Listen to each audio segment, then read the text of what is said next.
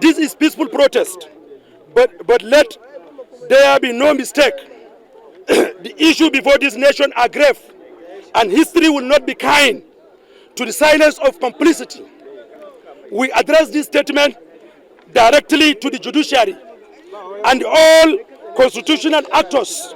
The survival of Nigeria, Nigeria's democracy now depends on your fidelity to the law, not to the power, pressure, or political convenience. Stop interference.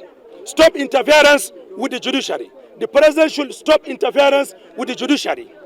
We call on the president, Bola Ahmed Tinubu, to immediately cease all forms of interference, overt or covert, with the judiciary.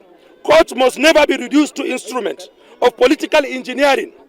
The moment justice is manipulated, the nation itself placed on trial. Democracy thrives on competition. Suppressing it, not strength, is fear. A clear threat to democracy.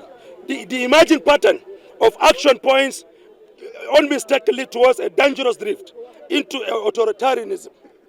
If unchecked, this will not only erode constitutional order, but also threaten national unity and stability.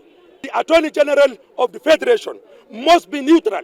He is not serving an individual. He is not serving the president alone. He is serving the Federal Republic of Nigeria.